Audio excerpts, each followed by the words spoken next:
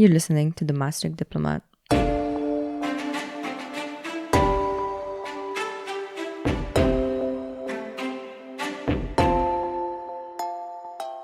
Welcome back, everyone, to the Maastricht Diplomat podcast. And this is a very exciting episode because this is the first episode for this academic year.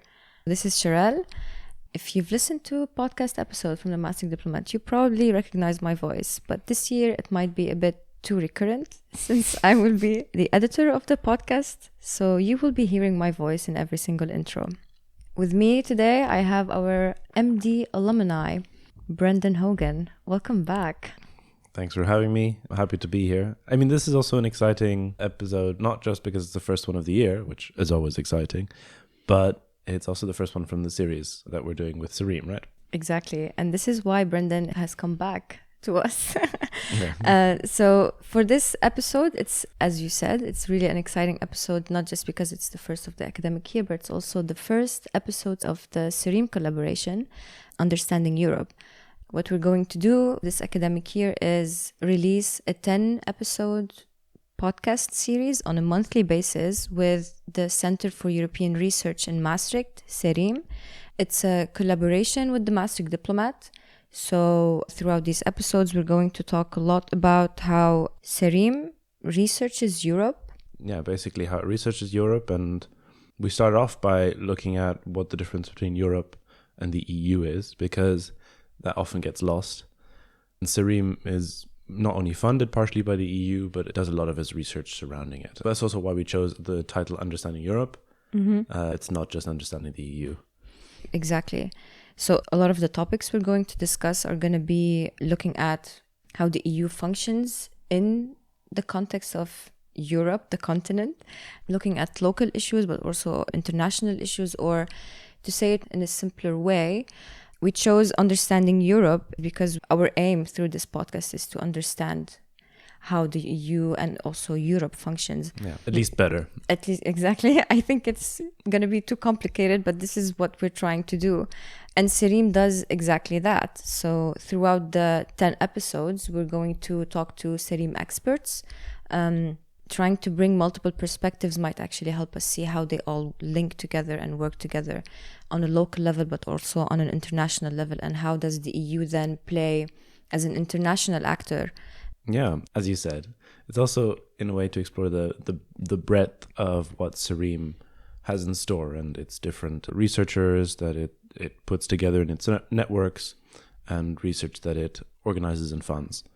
The next 2 episodes are a great example of how different it can be. So the next couple of episodes we have planned are one on the climate transition in Europe, where we have a couple of experts talking about the more social justice side of the ecological and the energy transitions. And for the 3rd episode, we have planned a discussion talking about the subject of digital sovereignty and what those ideas of sovereignty even mean. Also, part of our goal for this podcast series is to bring the research done in CERiM, make it more accessible. And we do already know that there's a lot of European studies students like yourself, Brendan. But for me, for example, as an arts and culture student, it might be a bit daunting to kind of grasp how the EU works and how does your role, for example, as an international fall into that big scheme, if I'm phrasing it right. I mean, you will hear me asking questions that are just like, you will know I'm an outsider, at least outsider from the European studies spectrum. But that's partly why the episodes are there for, because I don't understand and I want to understand and or maybe understand better and more. So that's going to be an interesting perspective to have. Even as a European studies student and as a person who finds the EU interesting, it's just as confusing as for an average person, because there's just so much. And the EU is a big part of Europe, 27 out of the 50 such countries are part of the EU. It's one of the biggest markets in the world. It regulates its own market and by effect regulates the world in many ways. But it has the paradox of not being a global actor in the same way that you think the US or China or Russia are, mainly because it's not a country. And so it is floating in this weird in-between space where it's a socio-political and economic polity, but not necessarily a country. And I think that's what makes it so interesting. And as you said, I think our task really with this podcast is to demystify the research around it, not necessarily demystify what the EU is or pedagogically explain what Europe is. Rather, look at the research that's already there being done and asking questions in a way, as you said, asking simple questions that are, so what does that mean in real life? Yeah, like how does this affect us as an average person, and or as a student, or as a worker? And I think it's important to ask these questions. But one thing I have learned over my academic career here doing European studies is that researchers also have a difficulty because the languages, and not only in terms of the different languages of the different member states and how they are involved as working languages, but also the language itself that surrounds academia. It's just so thick with jargon. That's true. That you have to look at it always with a mini dictionary so that you know what this is talking about. Because when you're in the field talking with people who know, you don't have to explain these things. So you could say, multi-level governance. But what does that mean? What does that mean? And I hope to understand this in this podcast series, especially as an arts and culture student. I find it really fascinating how you can cooperate globally or on a macro level, but on a micro level, you're so different. You talk about European culture and European identity, but what is that exactly? When you go from one country to another, there's different culture, different traditions, different ways of living, different lifestyles. Different languages. Exactly. So it's just, I find it fascinating how you can have a single outcome from diverse sources, and how that common outcome is implemented, but also how does it affect other actors? What do you mean? Okay, so for example, we want to understand more how the EU functions globally, right? Not just how it functions internally, like EU member state towards EU member state, but also the EU as an institution as a whole. How does it also interact with other international actors like US, China, MENA region, or whatever? So, for example, if I look at my country, a lot of anti-corruption organizations are funded by the EU. How does that play a role in our policy making or in our implementations of policy? How does a law put and talked about on another continent affect an entirely other continent? I'm just fascinated by the intersections in that. So in this podcast series, we're not just going to look on how EU member states affect each other, but how does the EU as an institution as a whole affect other international actors? No, exactly. Like trying to address the complexity between, Europe and the EU in a world that, it's heavily globalized, and what happens here matters in Brasilia, matters in Shanghai. It's a big entity, and that's also considering its member states also have a lot of them have colonial pasts. That's also something that's part of it, right? And looking at the different strands that brought together the way it is functioning today, between internal conflict in Europe and external, I would call it external conflict through imperialism. I think all that matters in the way we can look at the EU today and Europe today, and its relationships with MENA or the greater world outside, just its periphery. Something that's beyond how does Europe or the EU relate to Sub-Saharan Africa, for example, or where it has obvious colonial heritage, shall we say, to put it very, very euphemistically. But it has a lot of these relationships today between, for example, Portugal and Angola, or France, or Belgium and the Congo, or France and its various colonies. They didn't exist in a vacuum either, and how does that then translate into the EU? Yeah. Right. How is that either taken in or dealt with? I mean, a good example is the CFA franc, which is the West African currency that was implemented during colonial era France and still is governed by a French official now under the EU, under the ECB, the European Central Bank. So, it's very much a colonial relationship, or at least it came from it. I would argue it still is. And on the other hand, you have anti-corruption campaigns or funding of public goods. It's just it's not straightforward, right? Looking at the EU, as you said before, we can look at it internally, but also externally. That's something we bring up in the conversation with Dr. Bosse, of the difficulty of being non-Eurocentric if you are researching Europe. Exactly. It's a very hard line to walk because also it makes you think of what Eurocentrism really is. Yeah, it does. So to summarize what we want to achieve with this podcast is to understand Europe through CERiM by looking at the multiple complexities that interact, be it the climate crisis or digitalization or something else, and to look at what the difference between EU and Europe is, to look at the different scales from a local to a national to an international level, and how the EU and Europe interact with the rest of the world, but also with themselves. So in order to do this, we try to talk with people who know what they're talking about and try to translate that into just regular speak outside of an academic way of speaking. Exactly. So we will be interviewing experts in those fields in each episode.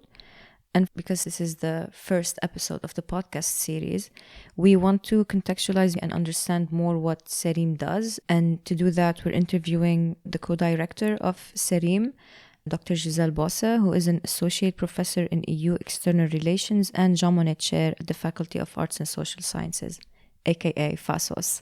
We will be talking with her to understand what CERiM is, what it does, its different activities, lectures. Probably most of the students in Maastricht have heard of the Jean Monnet lectures, but CERiM compromises more than just the lectures, and we will talk about that in details with Dr. Giselle Bosse. With the introduction out of the way, let's welcome our first interviewee for this podcast series.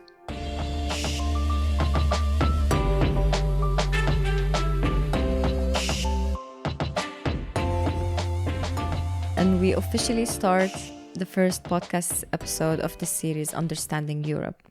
Welcome, Dr. Giselle. It's really good to have you with us. Why don't you introduce yourself a bit and maybe the research center, CERiM? Yeah, thank you so much for having me. My name is Dr. Giselle Bosse, as you already mentioned. I'm based at the Faculty of Arts and Social Sciences, and together with my colleague Professor Andrea Ott from the Faculty of Law, also here at Maastricht University, we are the directors of the Center for European Research in Maastricht. I'm Associate Professor in EU External Relations and the EU's relations with Eastern Europe. And already since 2.5 years, I'm the co-director of CERiM. And maybe a few words on CERiM, the Center for European Research in Maastricht. We have been a Jean Monnet Center of Excellence for many years by now. And we are an interdisciplinary research venue founded in 2014. And what we mainly look at is a collaboration on research, but also on teaching activities with the faculties of Arts and Social Sciences here at Maastricht University and the Faculty of Law, and also the University College Maastricht. And together we provide a platform for collaboration, intellectual exchange, also facilitation between the participating researchers. And our main focus is on the fields of European law, governance, and also European history. And one of the ideas behind the center is to bring together researchers, and also, for example, in collaborative research ventures. We have organized conferences, we have also applied for funding projects together, and so on and so forth. And of course, to bring expertise on Europe from all the faculties at Maastricht University together. So that is what we would like to do, or we've been doing since 2014. We have seen CERiM's activities around Maastricht, especially the Jean Monnet lectures, which are really prominent and well known among students, at least in our experience. We know that, for example, last year you had Commissioner Sinkevicius talk about the European Green Deal at FASoS. Maybe you can also tell us what's upcoming. Mm-hmm. Now, maybe to just look back for a second. So, for example, in 2014, CERiM organized the first ever European presidential debate, and we brought together 4 of the Spitzenkandidaten on stage here in Maastricht in the run-up of the European elections in April 2014. And in 2019, the Maastricht debate, which was a public debate among most of the leading candidates for the European elections. And again, that was here in Maastricht, live streamed to a European-wide audience in April 2019. And we organized this event also together with the city of Maastricht and the province of Limburg, and also under the umbrella of Maastricht Working on Europe. To this, we also linked a lot of side events to involve specifically young viewers, a young audience, because the elections are so very important. And then we had this live viewing in over 30 other European universities who also could then ask questions during the debate, which also was quite a success. And you already mentioned it. Aside from these big public events that we've organized, we have our Jean Monnet lecture series, which we are very proud of and which has been running for many, many years by now. And last year, for example, as you mentioned, we had the European Commissioner Virginijus Sinkevicius, Commissioner for the Environment and Oceans, but also the former President of the European Committee of the Regions, Karl-Heinz Lambrecht. And of course, and that's what we are very much looking forward to, is now on the 8th of November, where the Executive Vice President of the European Commission, Margrethe Vestager, is coming here to Maastricht for a Jean Monnet lecture. So that is definitely an event for your agendas. We also organize conferences on a regular basis where we involve colleagues from the law faculty and also from our faculty of arts and social sciences, but also colleagues from the health faculty have been involved, and from UCM. So these are truly interdisciplinary events. For example, one was focusing on EU membership and also covering topics on EU membership beyond the European Union, so all the questions around this. And last but not least, we organize together with Maastricht Working on Europe, we are running a working paper series where we invite junior and senior researchers to contribute policy-orientated research, but also the classic academic research articles on ongoing or relevant topics now in the European Union and in Europe at large. And we also run a book series with Palgrave on European administrative governance. So also here we try to bring together researchers from all the different faculties and to come together in interdisciplinary ventures to publish there. And of course, I could go on and on, but I will have to focus on a couple of key events. Yes. When you do say interdisciplinary, how does the research then work? Does each faculty provide a certain perspective, or do researchers from across faculties work together on a certain research? Both. We bring together the researchers, but then, of course, we look at issues such as EU membership, issues such as European elections, from the legal perspective, but of course also from this perspective of political science. So that always works very well, and we give each other also feedback on research. So the PhD workshops that we also every now and so often organize, the PhD students from the different faculties come together and give each other also feedback on their projects. That is so it's a bit of both, I would say. So there are a lot of different things that CERiM organizes and produces. I was wondering, so did CERiM start off primarily as a research institute and then branch off into all of these different items? Did it kind of become a bit of mission creep, if you will, that it just became a larger and larger, forum for this kind of interdisciplinary research? Absolutely, yes. So the original idea was indeed bring together the expertise on Europe from the different faculties and then build in the first instance, so that was our first Jean Monnet Center with funding from the European Union, build the institutional structure of the center. So how would it work? What kind of activities could we be doing? Who would be involved in the activities of the center? And then and to organize this first big event, the European presidential debate, to put CERiM on the map. And then in our next Jean Monnet funded Center of Excellence, we try to then develop more activities on top of this by then established institutional structure.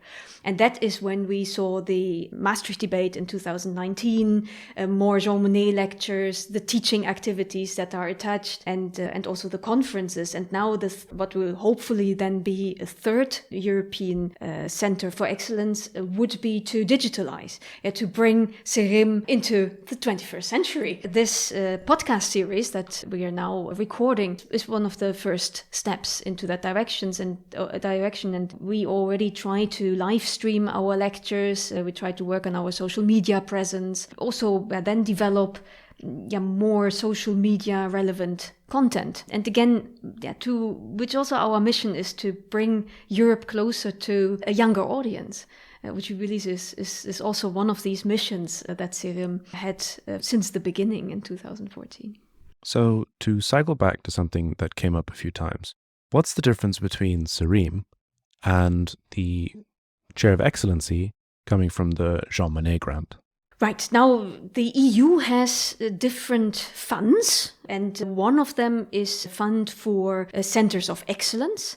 And the other part of the Jean Monnet funding scheme is also for so-called Jean Monnet chairs. In addition to that, you will also find Jean Monnet networks, and Jean Monnet modules. And what the Jean Monnet centers, or the funding for Jean Monnet centers, is indeed for, as the name says, for centers of research. So this is for groups of researchers. In our case, it's the law faculty and our faculty, and also UCM, coming together to organize activities. And that is then, depending on the activities, supported by European Union. The Jean Monnet chairs are for individual researchers and / teachers. So the Jean Monnet chairs are, if you would like to, as a researcher, develop specific teaching activities, you can ask for funding from the European Union to allow you as a single researcher to develop these activities, and also to develop more research related to the specific themes. And that is all under the bigger umbrella of the Jean Monnet funding. But it can be quite confusing. Yeah, I mean, like everything in the EU, it's quite confusing. But just to expound on this point, so CERiM itself is not necessarily a center of excellency, but it shares the Jean Monnet Center of Excellencies of the law faculty, the FASoS, and no, together. No. We are. I mean, we were established as a Center for European Research, and with the idea that, at the very beginning, it was researchers from the Faculty of Law and from UCM and from Arts and Social Sciences coming together in that research center, and then we applied for funding, the Jean Monnet funding from the European Union, in order to have more money to set up the center, organize activities, and put ourselves on the map, because it always helps if you have a little bit of money for activities. So this is how as you say, this Center for Excellence comes together. So at the moment that you receive the EU's Jean Monnet funding, you can officially call your research group, right, your research center, which already pre-existed, but at that point, you can officially call it the Jean Monnet Center for Excellence. So this is what CERiM is. This is what that group is right now.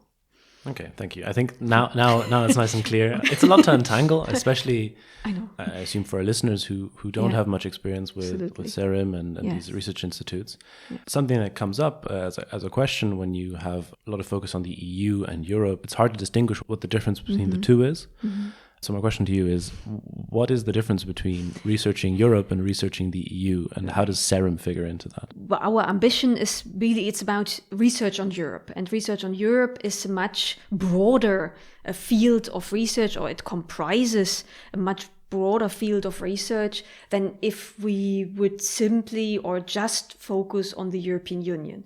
So research on the European Union is part of European research in Maastricht, but it's certainly not, or it doesn't cover the breadth and the depth of the research that is being done. For example, just within Faculty of Arts and Social Sciences, we have people researching the histories of the European Union, people researching also political cultures in the European Union. And this is also research that we would like to bring together.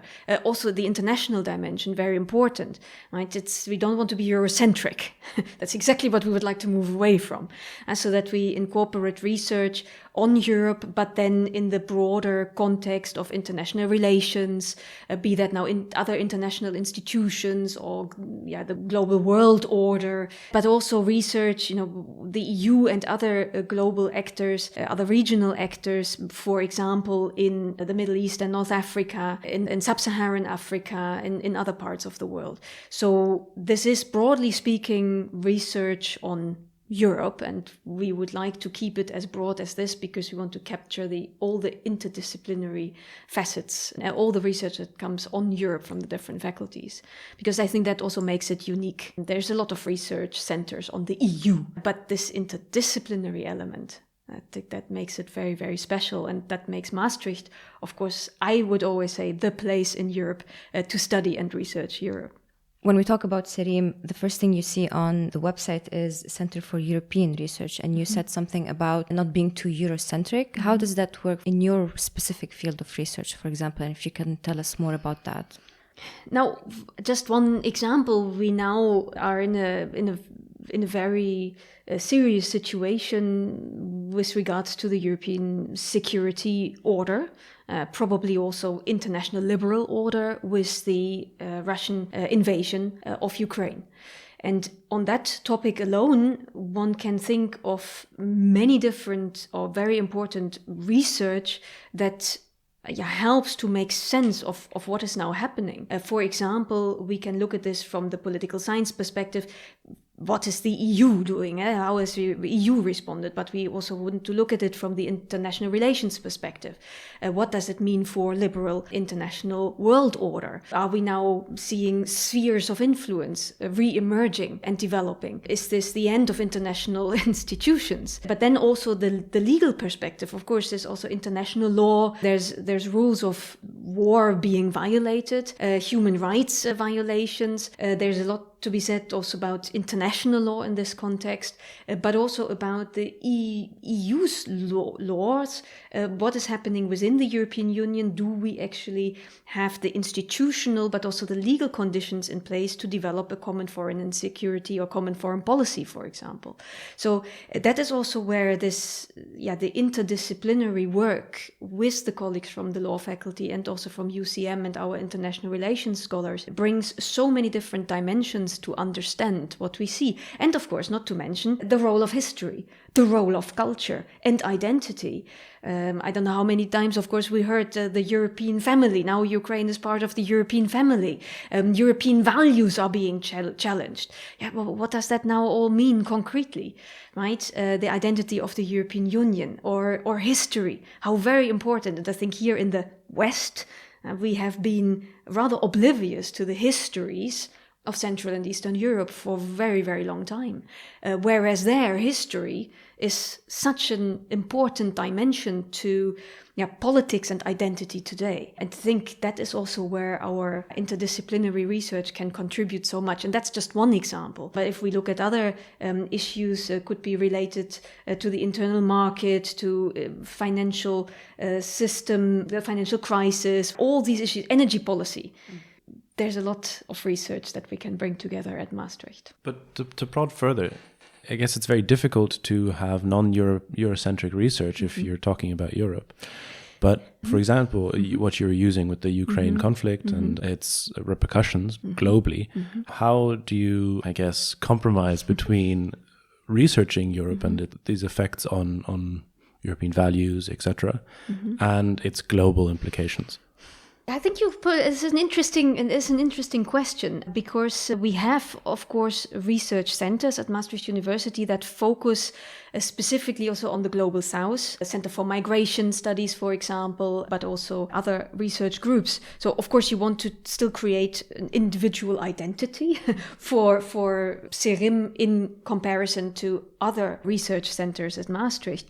But at the same time, I mean, this is something that we have been trying to do, not just as CERiM, but also amongst our research centers at FASoS and beyond, that we try to bring our different research groups, research clusters together.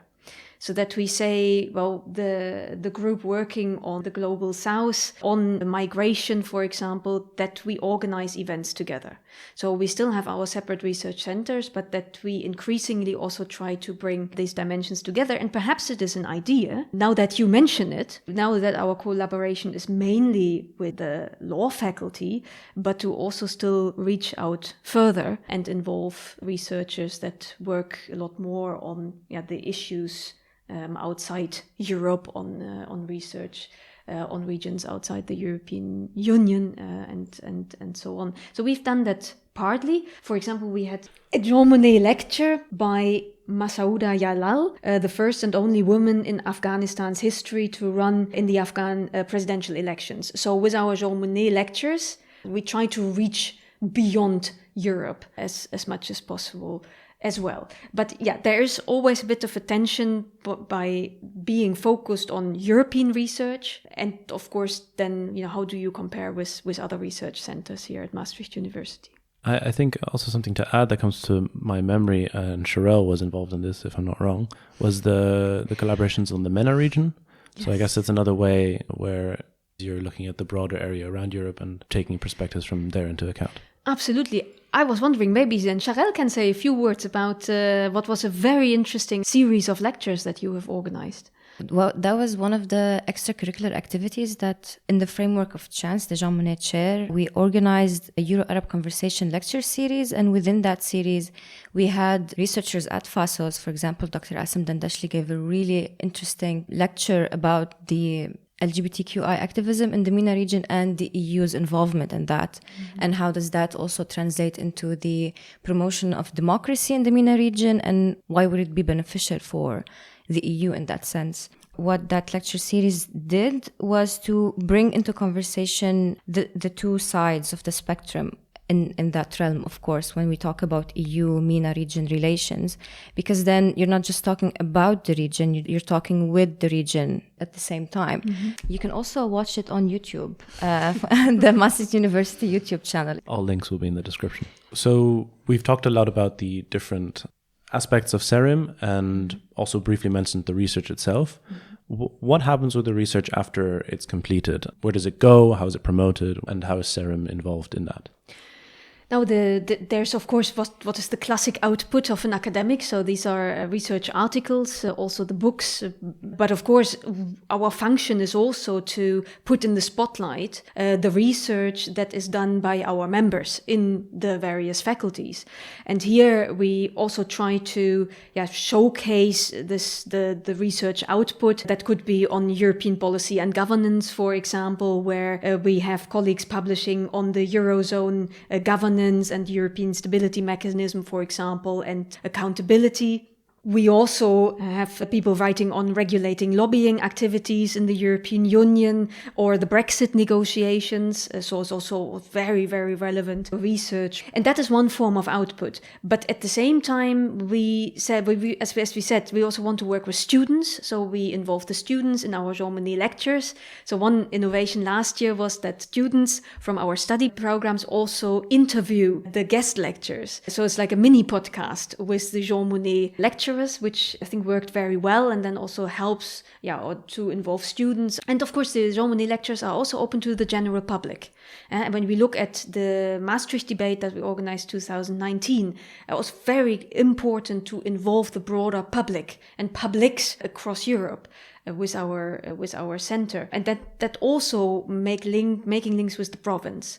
And the Lamberts lecture was very important to also make CERiM or reach out to the province of Limburg and so on and so forth, who also participated in the Maastricht debate. So that is also very important with us. So it's the outreach also locally and and to the students and to young people. And again, hopefully with this podcast series and some more innovations along these lines and our social media, we can develop or bring or showcase also the research or translate, maybe that's the better word, translate the fantastic research that's done on Europe at Maastricht University, to translate this also for the general public and for a younger generation.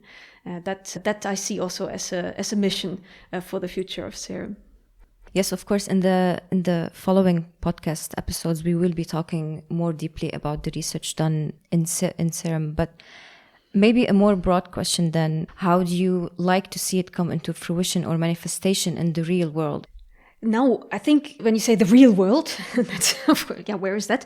What I think has been very important already since 2014 is indeed to have events such as this first ever European presidential debate, such as the Maastricht debate, to keep organizing these big public events, because they have a lot of outreach, they involve citizens, also often directly, and that's also something that we would like to do more in the future, to organize, for example, if we do another Maastricht debate for the next European elections, for example, that we can then also organize some citizen panels, like has been done by Maastricht Working on Europe now, and to further build on this citizen dimension.